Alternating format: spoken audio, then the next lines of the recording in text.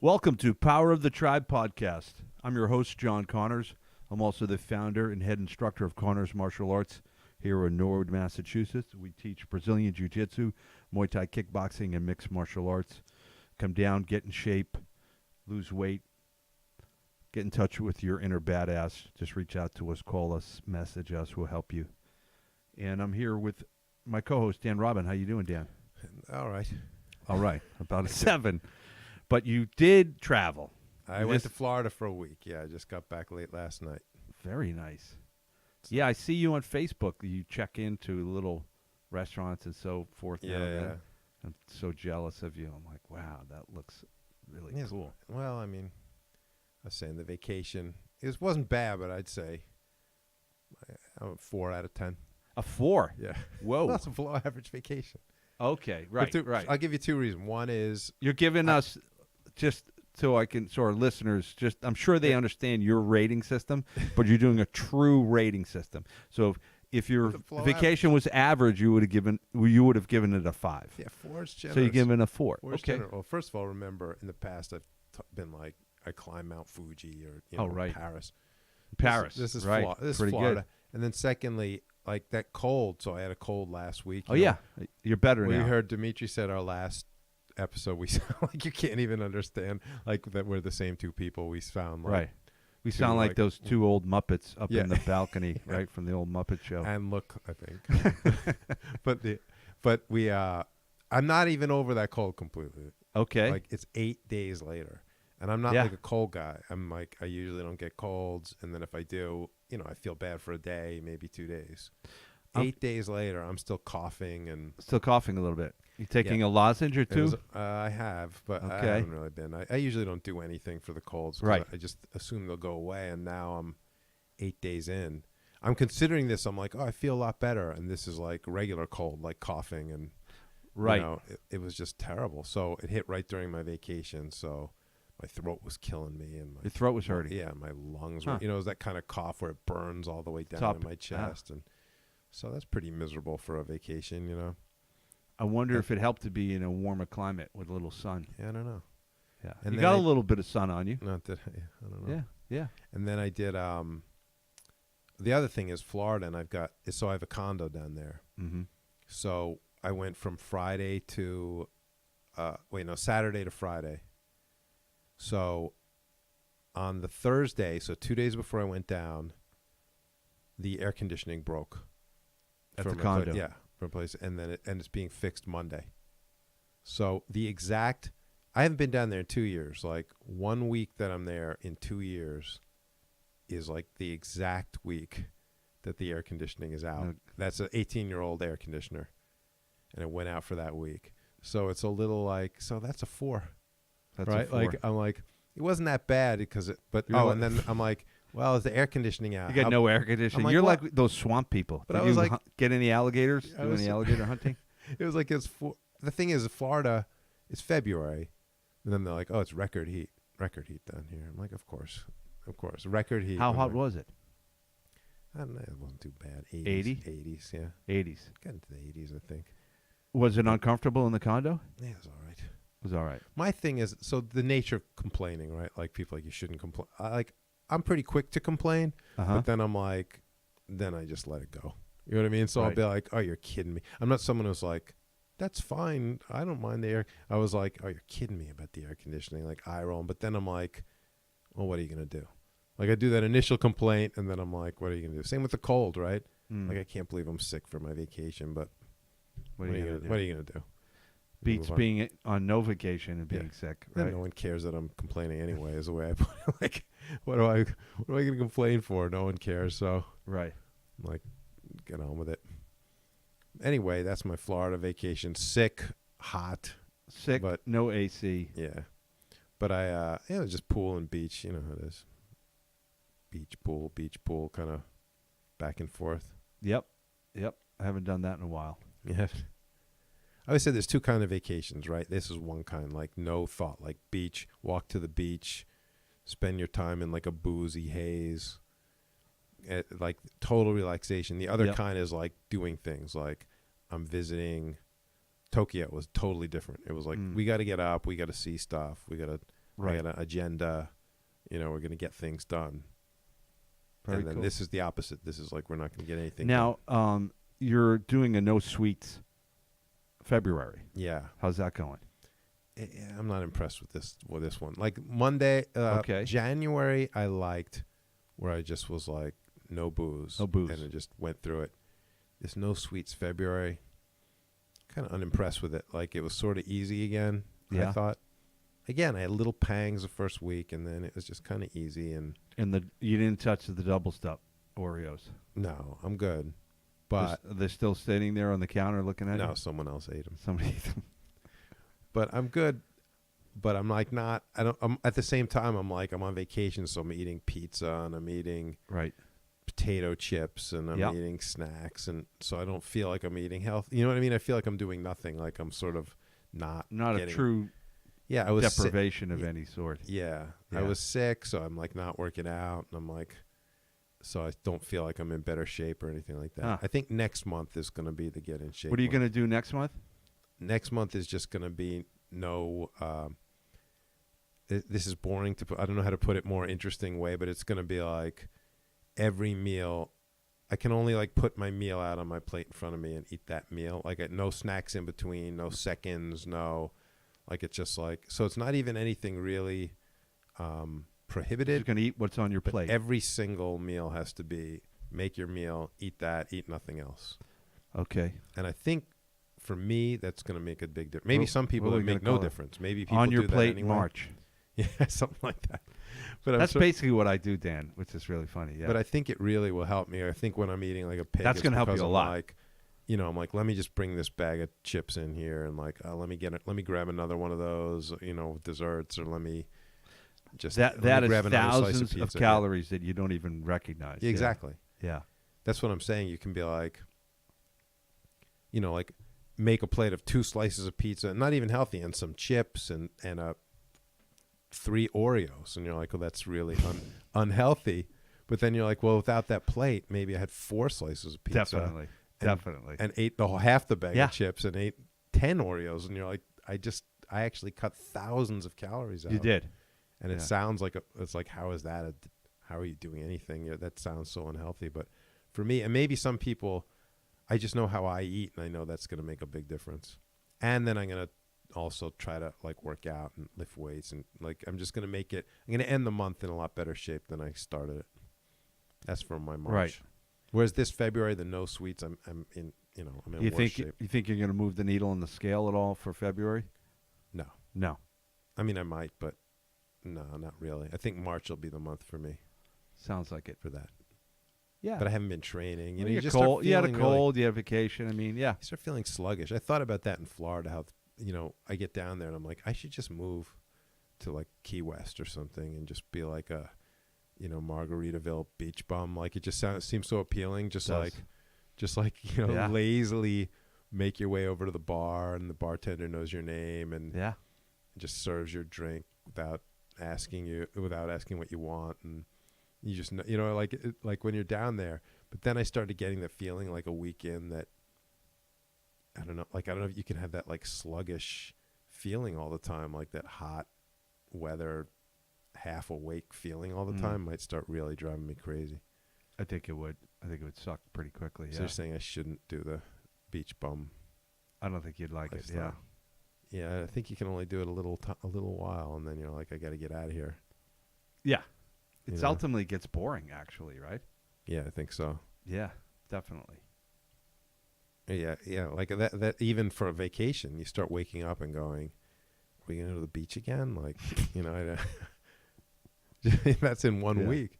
You Yeah. know, you're like I just was at the beach. I think the way to do it, the way I used to do it, is work like a maniac for an entire year, so your nerves are frazzled, Yeah. and then just drag yourself down to the Caribbean for a week. Yeah, and then you love it, right? And you love it because you're just lying there, kind of reading some book and drinking and eating at a nice restaurant, and now I feel good. Right. But that's a good point. I feel now. If your maybe- life is in Yeah, balance to yeah, begin with, Yeah, that's what I was that going to say. doesn't work, Maybe the right? goal that shouldn't be. The goal should be you're not frazzled in your Yeah. regular life definitely. at the cost of that. You won't enjoy the vacation as much, but you also. I remember this one vacation I hadn't gone in a long time, and I almost lost my mind. So this must have been pre 9/11, so pre 2001. So it was probably in the late 90s or something, and we hadn't been on vacation in a long time, and I needed it bad. And we were at the counter, and they were giving us our boarding passes.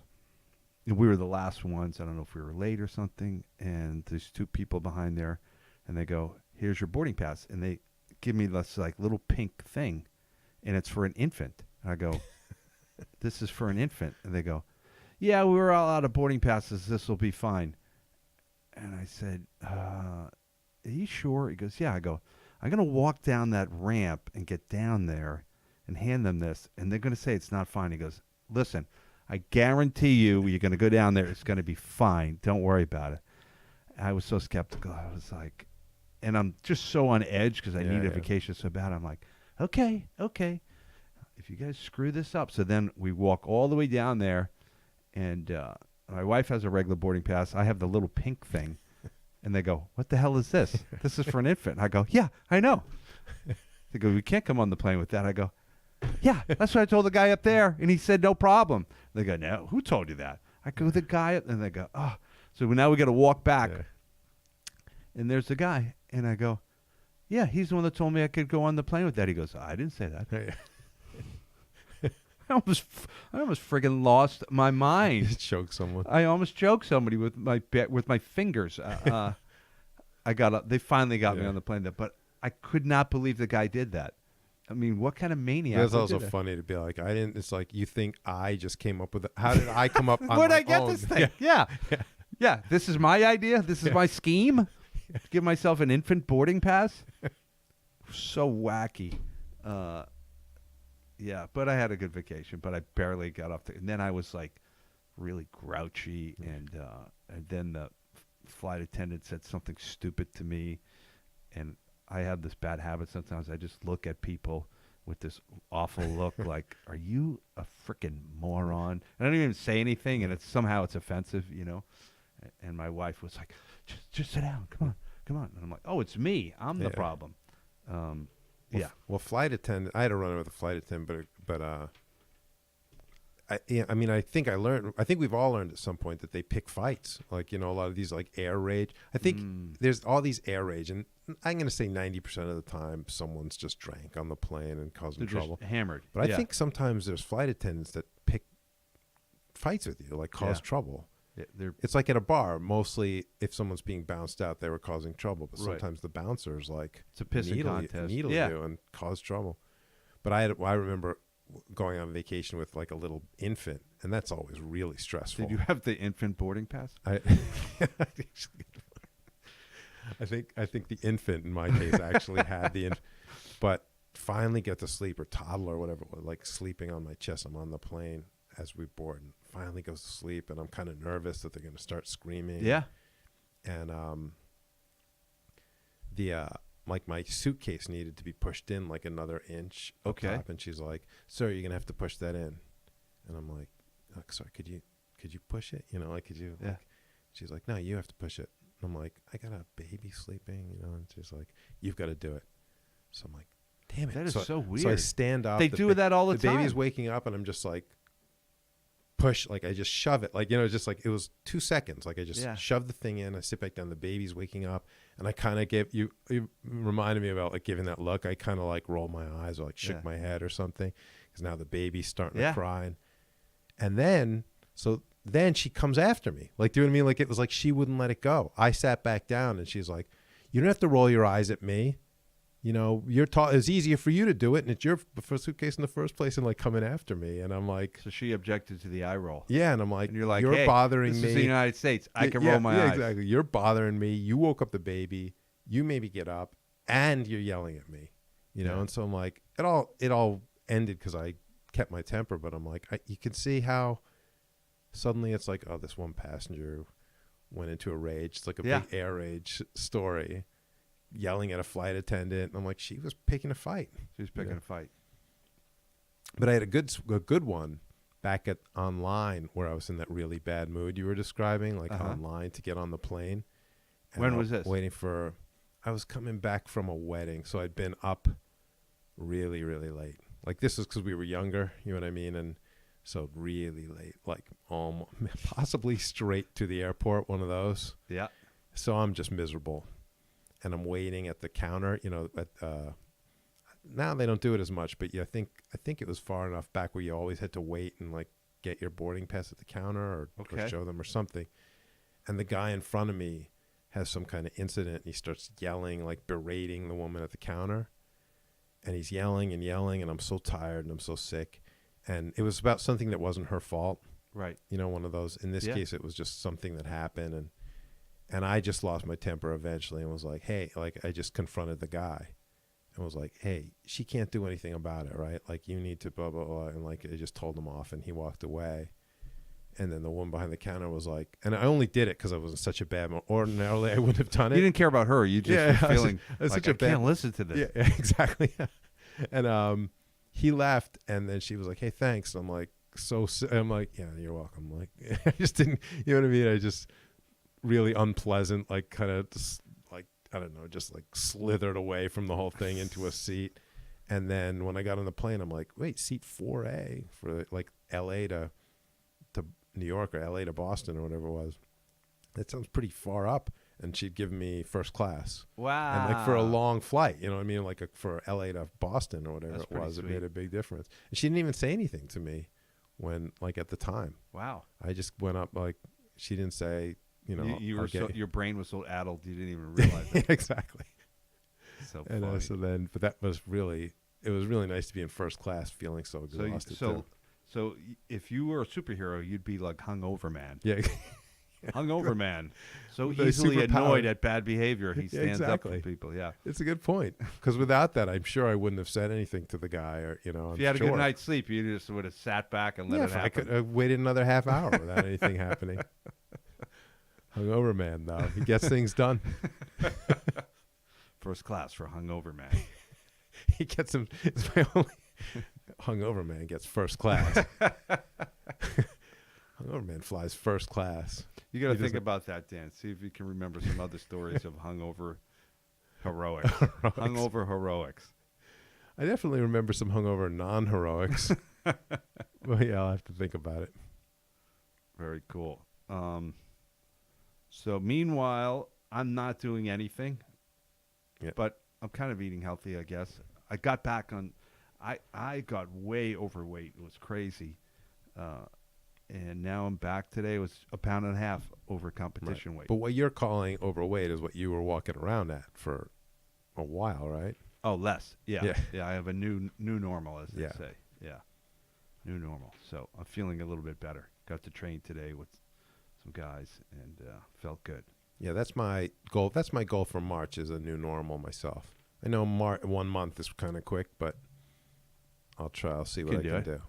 I mean, even if I'm almost there at the end of March, it'll be, like I said, I want a new normal of 10 pounds less. That's all. Well, Dan, if you think you're going to do it, I think you should read these 35 hard truths you should know before becoming successful, quote unquote. So this is not dark truths. These are hard truths. These are hard truths. Hard truths. They got to have a negative spin on it. It makes it a little saucy, a little sexy. These are things you need to know to become successful. Is that what I'm reading it right? He literally says you should know these. So if you become successful without knowing these, that's not right somehow. You should know before becoming successful. Before becoming successful. So success doesn't even seem contingent on these things. You could become completely successful not knowing these hard truths. But you should know But you should. I think it's almost like hedging, right? Because it's like, you should know these. I'm not saying they'll help you. That's exactly what he's doing. Successful. Actually, there's no implication that they'll make you successful at all. Yeah, really weird. Well, and then successful is the only thing in quotation marks. I don't know what he's implying by that. The overall thing, it says 35 truths you should know before becoming, quote, successful. I think you got to say it in a slightly different tone. Okay. Successful. This is by Benjamin Hardy. So now we know the actual author of these, which makes me feel good. All right. As a fact-finding type person. I'm a 7 fact finder, by the way, whatever the hell that means. But Benjamin Hardy. Yeah, he's pretty successful, I think, on this medium what do you call it, an app or website? Where No, they have all these yes. essays. You know Benjamin Hardy? I have read his stuff before. Yeah, he's Okay. like one of the top guys on this whole thing. Okay. He started writing this. His story is he started writing on this Medium thing, and he put together so many successful little essays that he ended up getting Successful. successful with quotation marks. He ended up getting a book deal, and so I think he is now successful somehow. And what's his thing? Like advice? Yeah, he's a young guy that took in all the kind of Tony Robbins stuff and all these other people and kind of Gotcha. regurgitated it in his own way. All right. Yeah. So that's the thing about this podcast, right? What's that? You can a lot of life lessons. A lot of life Despite lessons. our, maybe not a serious tone, Right. there are things to glean from this, We'll see. We'll see. We get a look or at it. not. But I don't think I haven't even looked at it. So, because I believe prepare right, podcast right, and got it. prepare I'm as prepared. little as possible. I'm 100% prepared. Okay. Number one, it's never as good as you think it will be. What's never as good as That's a really good question. See, this annoys me when you have a pronoun with no antecedent. It's maddening. Come on, Hardy. Yeah. It's Let's literally the first word out of the box is a It's. pronoun. Doesn't It's. make any sense. Did I tell you my mom uses a lot of pronouns without antecedents? Did I tell you this? Yeah, I think I mine did. too. Is that a mom thing? I always thought it was an I'm not Irish sure what you're Catholic thing, referring to. because Well, my mom's well, Irish Catholic. So. well, there you go. What they do is they'll say, talking about family members, and maybe there's some conflict between dad and my brother or something. They'll say, well, the other one wasn't very happy about what happened. And you're not sure. And you go, okay. And you're trying to think about what exactly they're talking about. And then he came in and he left right away. So it's all pronouns, and you're going to try to figure it out. And It's like a riddle. it's a riddle. And I think it's almost like that. What's that Harry Potter? He who will not be named. They don't want to name Yeah. people. And that's a very Irish thing. They have another word where they say himself. Yeah, herself. Yeah. Yeah. Oh, and they talk about the boss. Yeah. And like, Big Shot himself was in today Right. looking at the books. And he wasn't very. So, Right, yeah, right. a lot of pronouns with no antecedents. So this is his take. Maybe he's Irish. I don't know. It's just never as good. I think he means success is never as good as you think it will be. I guess so. Yeah, one of the enemies of happiness is adaptation, says Dr. Thomas Gilovich. Gilovich. I will say, what can I? Cornell. Can I say something? Yeah. He's someone I know. Huh. Like, actually knew him. He would have at one point known my name, not now, and he might to this day even remember my wife. She was probably more memorable as a student than me, and was probably more in the class more than me.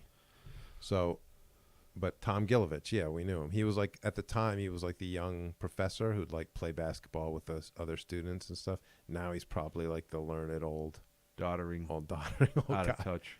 I mean, the fact that so I've taken class with him, like the fact that he's still there makes him old Yeah.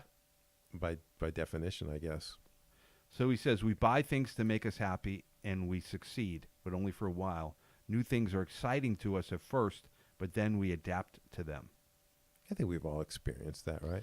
Yeah, but I don't know what the point of this is. It's never as good as you think it will be. So my new car is never going to be as good as I anticipate it to be. Buying, I mean, that's not success. I don't know what they're talking grass about. is always greener, though. But I get it. It's sort of like, I was thinking about, did I tell you this when I go on vacation? I always want to move to the place that I'm on vacation at. Like, it can be like Portland or like someplace that's not even like the Bahamas, and I'll be like, I should live here. This would be awesome. And I think it's like, I never think I think that, it's yeah. 90% because it's like you're on You're on vacation. vacation, So sort yeah. of like, this would be awesome here. Like, Yeah. all I do is like walk around and go to the beach and Right. and then you sort of forget that you'd also be like paying bills. Yeah. and Yeah. Taking the kids to school. Yeah, you go on the like- yoga retreat and smoke a little weed, and you're like, these are the I should- coolest people in the world. I should Right, live right. with these people. Yeah. It's like, yeah, until you have to live next door to them, and you have to And you pay your realize what- bills and mow your lawn, and they leave their trash on your lawn, Yeah, and they right. drive you crazy. Yeah. Yeah. But I think that's true of a lot of success. It's sort of like, imagine if you could have that bigger house or that house on the Cape or that house in the mountain. Then if you get it, it's not always or it's almost never quite that. You don't picture all the bad things. You don't picture the bad things that come with it. It's sort of like this fantasy. Quick thing about I like things though. I'm not that delusional. So when I have something good, I like it, and I understand it for what it is. That's like when people say if you win the lottery, all these people are miserable, and I'm like, I wouldn't be miserable. I wouldn't. I guarantee you, no. I could think of what to do with the money. I can tell you right Definitely. now. You know what I mean? Like it's sort of. But I get that it's not going to fix everything in my life. But this whole thing is, you're buying something to make you happy. So there's a lot of problems with this. Is why is the goal to be happy all the time? That drives me nuts. It's like you buy something because it's kind of nice and you kind of want it, and yeah, you get used to it, but that's fine. I mean, I don't get this. This is some hard truth, and I don't know why. So buying something to make yourself happy. Some things I sort of is just kind of dopey even to down begin here with. It says once we get what we want, whether that's wealth, health, or excellent relationships, we adapt and the excitement fades.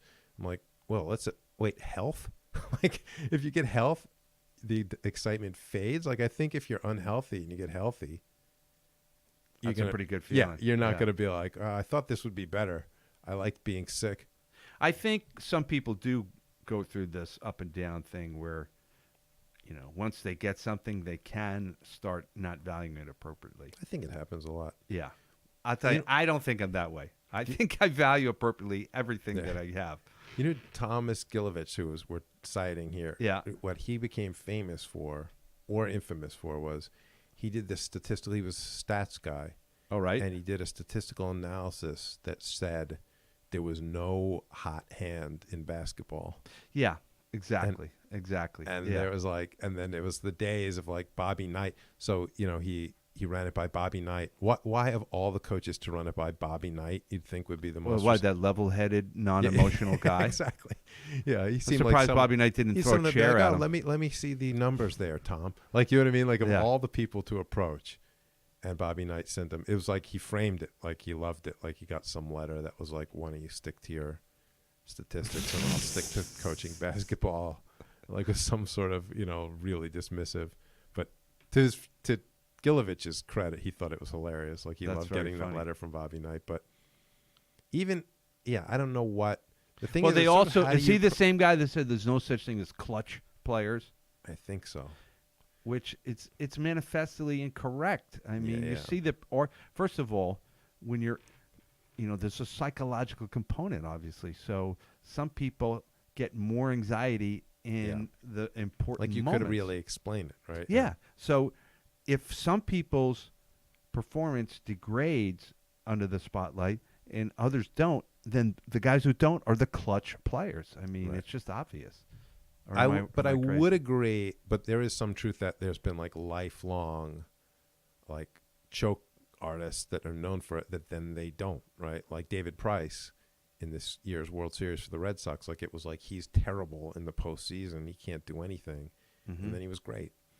Or well, like, I think you're dealing with a little bit of the numbers. You just don't have enough data on any individual, perhaps. Yeah. But you're probably more often you're gonna be better off betting on their past behavior to continue than because that's the thing. Anyone like if you watch enough basketball, it's really hard claim to be like there's no such thing as a hot hand. Like you can't and also just common sense. To your point about anxiety, also like common sense would just tell you it should work. Like sometimes you're right. Somebody's more hydrated. They're feeling better. They got more nutrition. They got a better night's sleep. So they're just going to be better that day. Right. And someone's off on the same team. Yeah. I'm curious of what statistics they're looking at in order to prove also that. From statistics, it's like you can look at it a million different ways. So they might have just picked a way that sort of this is typical science. You got to come up with something controversial. You can't come up with something that's just common sense. Well, you can't really you can't come up with we looked at the statistics and some people get hot hands and some people are clutch players. Yeah, that's not interesting. Yeah. So I suspect it's garbage science, not to be offensive, Dan, but okay. Number 2, it's never as bad as you think it will be. See, this is what's really actually bad about that starting the sentence with "it's" because it must mean something different here. Right. It can't be about as success or buying a car, what they were talking about before. Because if you say it's the first one's it's never as good as you think it will be. It's never as bad as you think it will be. Obviously, you're talking about something different if one you think is good and one think is bad. It just means you're whatever He's saying is whatever negative yeah. experience you're anticipating is never as bad as you think it will be. Well, that's obviously incorrect because sometimes something goes really, really bad and you didn't expect it to be that bad. You know, I had a teacher who was a really tough teacher in junior high, high school, and he said this thing once. How did he put it? He said, seldom use, always, and never. And that's really good advice because it seldom applies. Yeah. You know, never. You're as saying bad. never as bad as you think it will be. It might be. But the other thing, though, is that I guess the truth is that you dread a lot of things that you could handle if they happen. Like, see, I'd have a different take on that. Things aren't as bad as what you're dreading. For me, it's that people spend way too much time dreading things that don't even ever happen. I'm thinking that about myself, and I think it's anybody. You spend a lot of your life worrying about things that might happen, and then they don't even happen. And then you can be like, I was worried for like a month about that. Or you spend a lot of time worrying about it, and it does happen, Yeah. and there's nothing you could do about it anyway. Yeah, the worry didn't do anything. Yeah. Did nothing. So, this is the point that you're saying. Yeah. If you're anticipating something negative might happen, then you make some contingency plans or you try to do something to minimize the likelihood of happening, and then you drop it.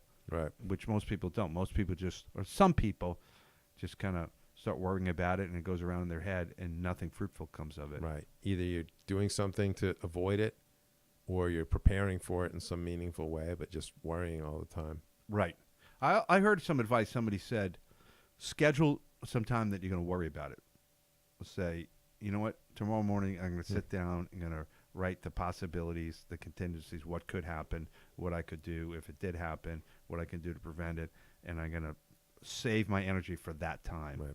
That's probably a good way to do it. I remember in like when was it 2009 when everything collapsed, like financially, in the country. Oh, right, 2008, 2009. Somewhere around there, and there was a moment where we were like, could we just lose my wife and I were like, could we lose our jobs and not be able to pay the mortgage? We don't have what we're supposed to have, like 8 months of mortgage ready to go. I was like, we have 8 days, and then You guys were a little irresponsible. yeah, back I then. started thinking, young, and I started thinking,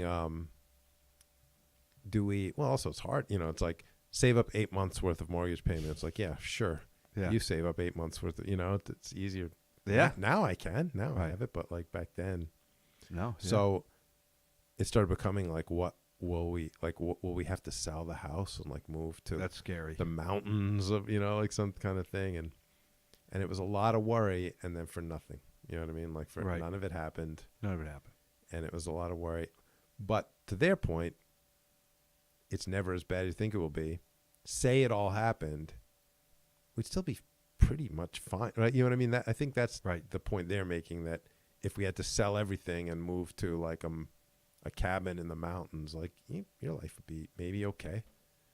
You Right. know? Yeah. And you sit there, go, would that be miserable? And then, and it's like, maybe we'd be happy. Happier, maybe. Who Yeah, knows? Yeah. maybe better. Yeah. So that's their point, I think. I think so. That's a good point. Don't waste time on dreading something. I think, plan, act, and move on, and only worry about the things that are in your control. Yeah. Number 3, there's no way to happiness. What does that mean? I don't know. There's a lot of pronouns there, right? I think I see what it's saying. It's saying there's no way to happiness. Happiness is the way. First of all, we've got to get better at putting things that way. There sounds very. That's if you want to be a. That sounds deep, right? Yeah. So I think it means. No, you just means. rearrange the words. You say there is no way to happiness. Happiness is no way. Yeah, that's it's something like that. That's like Yoda. There is no way to happiness. Way is to know happiness. This is what I think. It's this lesson that you hear in jiu-jitsu all the time, which is it's the journey. That's my take on what this means. Like, it's that they're saying, you think I need to get money so that I can get this mansion and that will make me happy. But really, that's just like, you need to be happy first. And then just be happy with what you have. Yeah, I don't know if that's true either, though. Yeah. Yeah, that money. I just think there's this an overemphasis on happiness. I think it's kind of misguided. Yeah, what do you mean by that? You've said that twice now. It's like happy. Just live your life. Just do whatever. If you're doing what you're doing, living a productive life, you're going to be a little happy sometimes. You're going to be there's going to be some sevens. There's going to be some fours. Yeah. You're going to be a little happy. You're going to be a little sad. You're going to be a little nervous. You're going to be a little having some fun, laughing, and it all works out. You know what I mean? So the chasing the happiness, it's like that point might hang over all these points, which is, and you're saying you make yourself unhappy by being like, am I happy enough? Or chasing happiness. Yeah. Is actually, it's lowering your happiness at the time. Yeah. You're driving yourself crazy. Definitely. Yeah. And not necessary. I think fulfillment is more important. So I think most people, they have some productive goal they're working toward, and they feel good about their efforts, that's what's important. But could it even be beyond that? Could you maybe not even have that and be like, even that's maybe? I can't, but I hear what you're saying. Yeah, like some people say that it's a real new age thing. You should just love yourself for just who you are right now, without having to do a goddamn thing. And I'm not buying that. No. Like that. That can be lazy too. It can be love yourself. It's like, yeah, but you're a horrible person. You shouldn't. You should do. I think you're loving yourself too much as it is. You're already loving yourself too much. I think some people qualify for that. Love yourself a little less. A little less. Definitely. Well, okay. I'm going to break out the whole self-esteem concept that I heard Doug Lisle lay out. Dr. Doug Lisle on the Beat Your Genes podcast. So he says we have this internal audience. So this internal audience is looking at us and judging us largely on our efforts. Mm-hmm. So, how hard are we working at what we want to do? And when the audience is happy with our efforts, it feels a little proud. It kind of gives us a metaphorical pat on the back. And then that's good self-esteem. And when we're not putting in a good enough effort, we get a little disgusted with ourselves. Or the internal audience gets disgusted with us. Just booing. Yeah, it's like, or eye rolling probably in your case. Yeah. This couple for getting up and leaving. I think so. So every now and then, some of my internal audience are just getting off. I'm like, where are they going? They're like, I'm out. Halfway through the show. You're like, shit. There goes 30% of my self-esteem just walked out the door. So yeah. So that's not about happiness. That's not about happiness. That's about. So for me, that works for me. I think, Dan, if I wasn't trying anything, wasn't working, I wasn't trying to be a good teacher or coach, I wouldn't feel good. I don't think. A good parent. I mean, I think it's all something like it has to have. So something you're relating like that to happiness, in a way, or not even. Yeah, in a way, more of just fulfillment or contentment, satisfaction. Yeah. And then when something good happens, my son wins the tournament, I'm happy. Yay, I'm happy. He won. But also what you're pointing can't win out every is, time. Yeah. What you're pointing out though is like sometimes people can have like a deep sort of like maybe this isn't my ideal job or something, but like you don't necessarily have to fix it. Like in a way, it's like that's just part of life. You might not have everything perfect and everything ideal. Not everything has to be fixed and addressed. And exactly, like I said, there's ups and downs, and just leave it. Not everything, but certain things. Not everything has to be addressed. Not everything's going to be the hell yes. That's another new agey thing. Everything has to be a hell yes or don't do it. Really? I mean, how many things in life are like a hell yes? That's pretty selective, right? Yeah, sometimes, the job's not everything has a little bit of drawback, You could be working on a TV show and you're not getting paid enough. So then you create some cockamamie hoax. Or somehow, I don't know how that was going to get him paid more money, but, so, you could find something that you don't like about anything, right? Yeah. Okay, so we just did 3. Right. We're not going to have a Jussie Smollett I don't know. It's too easy to talk about him, I guess. I don't know. What do you think? No, I don't know what. I mean, the only interesting thing to me about that was a lot of people, and I'll put myself in that group, like immediately doubted his story the second it came out. Uh-huh. And then there's people who didn't at all doubt it. And what's interesting to me is reconciling those groups. Like, I don't know how to talk to someone that didn't doubt it.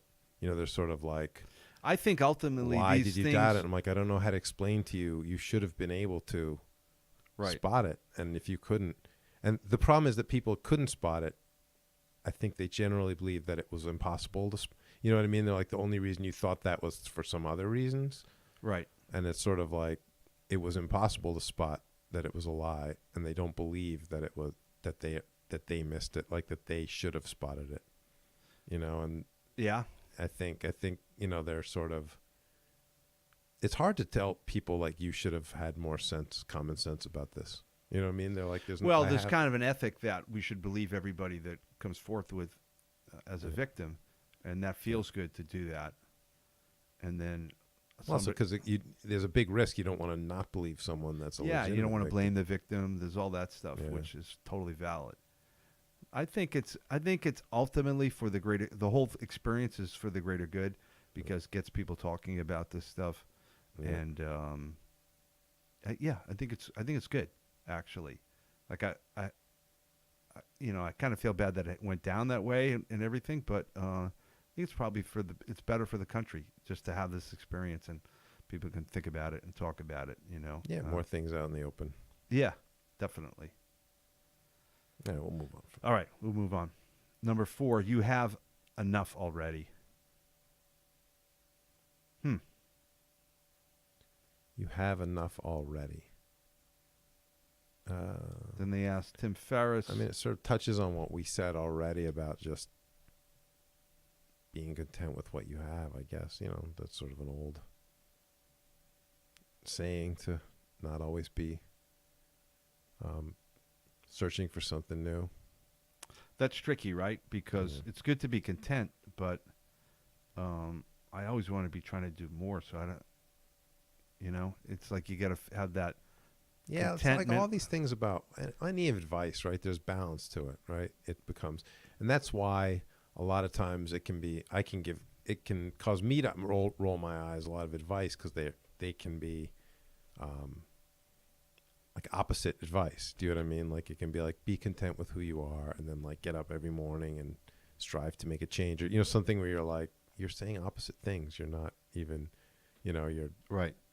These aren't compatible. But that's the way it is with advice, right? It's just kind of vague, and, you know, every person's got their own thing. So you're giving sweeping advice to everybody. It's going to be right. Some people do need more work-life balance. Yeah. Other people need to go to work. Yeah. Yeah. Everybody's different. Yeah. Right. It's hard to have it. I guess that's the weakness with any of these things. Some expression that's supposed to apply to everyone. Of course, it won't apply to everyone, you know, or apply differently to different people.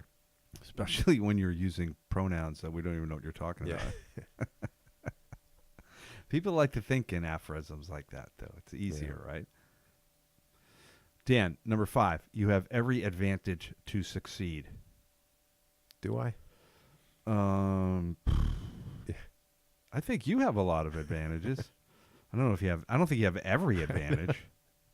Well, I guess that makes for writing. It's like people don't want to read nuanced things. They want hard and fast. I mean, that's sort of right? factually not true, right? Like, you have every advantage to succeed, and then applying that to everybody that's reading this, like, of course not.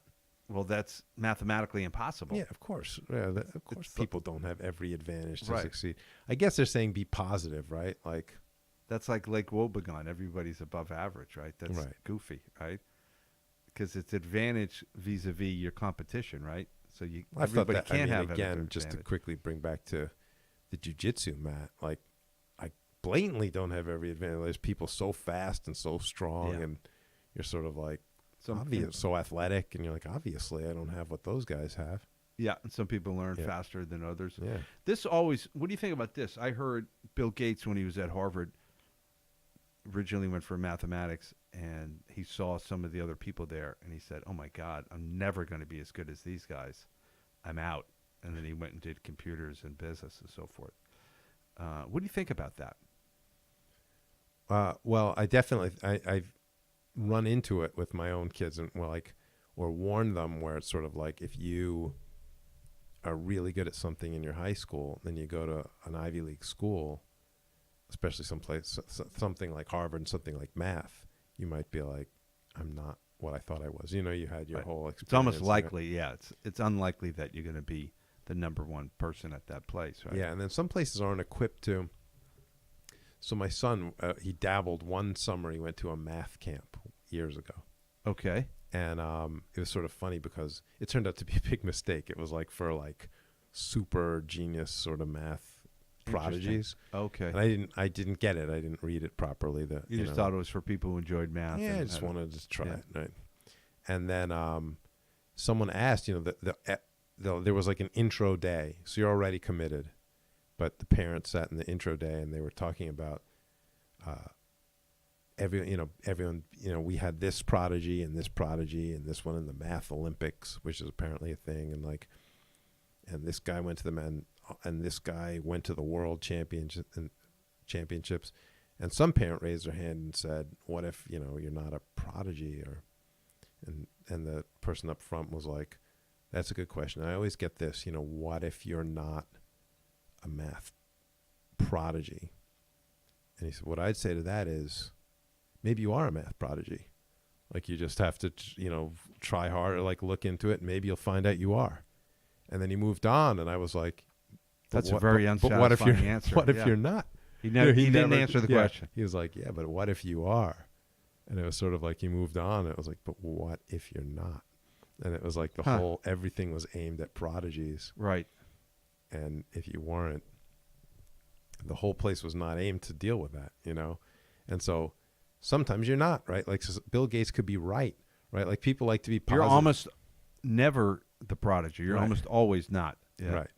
And so Bill Gates could be right. Again, a lot of sort of self-help or advice stuff But should you only pursue things, Dan, where you have the possibility of being the best of the world of it? No. It's a matter of level, though. If you're like, I'm going to be the worst, then right. I'm going to be below a lot of people, and then there's another avenue where you could be better than people. Maybe pursue that one. You could be the top 25% of the population. Pursue your strengths. Yeah. It's just that, right? I think you have to, because it's likely that most people are not prodigies at anything, right? Yeah. Clearly, right? Clearly. 99% of people are not going to be prodigies at anything. At anything. Yeah. Yeah. Yeah, I agree with that. Well, prodigy is also strong. Most people aren't even going to be that great at anything. Right? Not to get too depressing here. Is that too negative? You are very motivating. You're the anti Tony Robbins. Like, the odds are you're not even good at anything. You're like, let's look at the statistics, and you're right. Unfortunately, Dad, you're absolutely right. This is like this podcast for motivation, and I'm like, you're probably not good at anything. You're the opposite. Bruce Lee has that famous quote, something like, never accept that you have any limits. You're like, oh no, you have plenty of limits. You're probably pretty bad at everything. I guess you're probably not that horrible at almost anything either, right? Odds-wise, you're probably not the worst. Right. Odds are you're average at stuff. Yeah. Just by definition. By definition. Exactly. People don't want to hear that. But it's the truth. Then you hear about people outworking people too, right?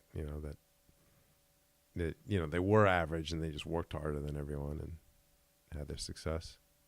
Yeah. Yeah. But I think the all-time greats are genetically predisposed to be really great, and then they work super hard too. So the combination. But you don't have to be an all-time great. I guess that's what you were asking about Bill Gates and math. Like, you don't have to be an all-time great at anything. You have a satisfying life, right? Right. Yeah. Just do. You probably want to maximize your potential, though. Yeah.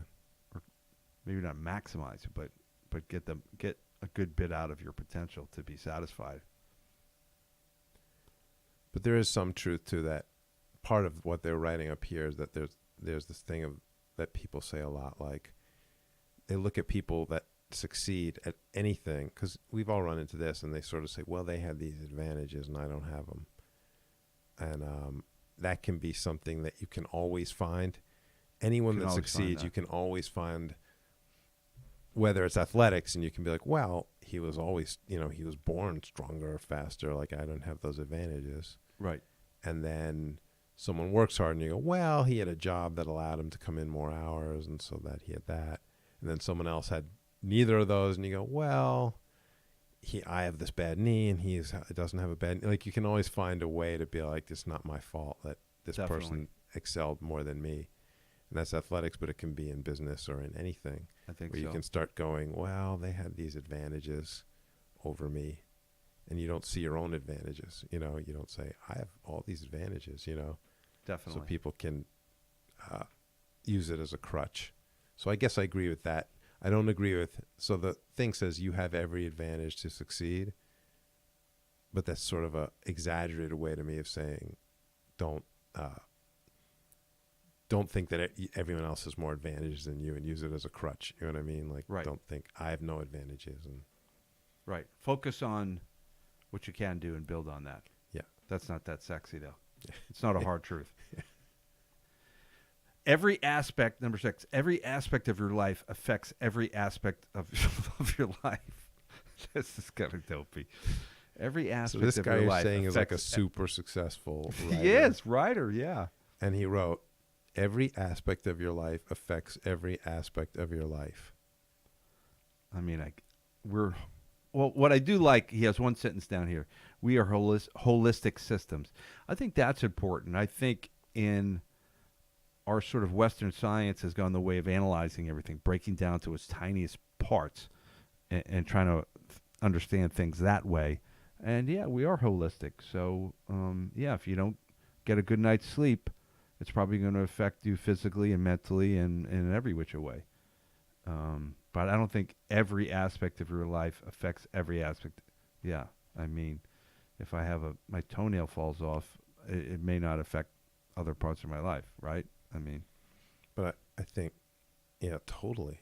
Yeah. I mean, in this last year, didn't you have some parts of your life that were like not going well, and then parts that were going great, right? Like they weren't affecting each other. Well, exactly. And he brings up this thing, the butterfly effect, which I hate. So I'm glad he told us. So the butterfly effect. This idea coined the butterfly effect by Edward Lorenz. Right. And the butterfly effect is that like the one butterfly flaps its wing and that wind. That creates a hurricane. A hurricane, like the most eventually. Ridiculous, ludicrous concept ever. It doesn't. No. Manifestly doesn't. And this guy should get. Or is the butterfly effect the one where you go back in time and you step on the butterfly? Oh, that's a movie. Yeah. The butterfly effect came from the metaphorical example of a hurricane being influenced by minor signals, such as the flapping of the wings of a distant butterfly. Yeah, that doesn't affect a hurricane. Yeah. I mean, that's so stupid. Little things become big things. Yeah, that's one of these dopey things that seems like an insight, and people get excited about it. Like, I never thought of that. Yeah, you know why you never thought of it? Because it's not true. It's nonsense. So you're saying the little things in your life don't affect. Not necessarily. Yeah. They're not affecting a hurricane. If I sneeze or fart, that doesn't affect a hurricane at all. No. Yeah, and a butterfly flapping his wings doesn't either. So, but I guess that's the way we do things these days. We completely overstate everything. I don't know. All right. We have time for one more, I think. Okay. Because we got to wrap up. One more. All right. Competition is the enemy, Dan. You can't agree with that, right? I don't even know what he means. Yeah, I mean, competition is a law of the universe. This says all failed companies are the same. They failed to escape competition. I mean, especially like coming from, the podcast originates out of your gym and competition and. Yeah, we're competing for everything in life, Dan. We're competing. Before you were married, you were competing to win the hand of your wife, your bride. I mean, we apply for jobs. A bunch of people are applying. We're competing for the jobs. We're competing for friends. Hey, do you want to hang out with me? Or does that person want to hang out with somebody else? We're constantly competing all the time for everything. I think what Peter Thiel was trying to say, that he's borrowing this from is, Mhm. if you can position a company so it can be a monopoly for some period of time, then you're going to get a lot more profit than Your own kind of niche, like then Right. Right. as opposed to just And I think a good point, he's not completely saying it here. He says competing with others leads to spend every day of their lives pursuing goals that aren't really their own. So I think a good point that he's trying to say here is it's our nature to compete, and we're always competing. So be careful what competition you choose and how you enter. I think that's very important. Like, how do I want to compete, you know, instead of just mindlessly competing all the time. So then you can find the place where you're more likely to win, where you have some advantage, and you're more likely to have a satisfying experience. So I think that's good, choosing your competition. But yeah, it's amazing. I think I'm going to go writing for Medium, because apparently you don't have to write well and you can be really successful. Well, we're skipping. The thing is, too, when we're doing this, like, we're not reading out loud everything that's on the screen in front of us. And to me, I see a lot of, like, contradicting points and a lot of, like, irrelevant points. And it's sort of like a lot of buzzwords and phrases. People and like sort that, of Dan. People like buzzwords. You could just read through and go, yeah. Thinking Maybe clearly. people are getting mad that when we do this, when we're like, what does that mean? And, they'd rather we just kind of They don't like the whole just pokers. slogans. Yeah. I think you're right. I think people don't like whole pokers in general. But hey, that's who we are. Because we've said we can't do the podcast. We're limited. We can't do a Bigfoot or a ghost finding podcast because we have to find something. And no energy. For that. Yeah. You can't really have one of those podcasts where you're like, once again, there's nothing. Didn't find anything. In this week's episode, we again found nothing. I am a fan of Oak Island, though. Yeah. And they found a coin. Did they? Yeah. Just saying. This week? Last week. This week I couldn't find the episode. I don't know what the hell happened, but last week they found a coin. Was it an old coin? They're not sure. But that's enough. I'll be watching next week. You're back in? I'm in. You should try the Finding Bigfoot. They find tons of evidence. I can't do that. Because there is no Bigfoot. They may actually find something on this island. You know what I mean? Right. So it's cool. All right, Dan, we should wrap it up. Yeah. That was another great hour of rambling musings and as we hole always poking. say, even if not all of it is great advice, maybe there's one piece. That could improve your life. It's all great One advice. piece. No. It's all great advice. But, the listener has to choose what's going to make their life better. That's right. From all I'd this say great that's advice. the flaw with this podcast. Is too much great Too much. advice. It's a cornucopia. Yeah, it's too much. We don't want to overwhelm the listeners with the great advice. Right. So that's it, Dan, and I'm glad to have you back. And folks, please subscribe to the podcast, rate and review it, tell your friends about it. And if you want to do some jiu-jitsu, come down to Norwood, Connors Martial Arts, and check us out. Take care. See you next week.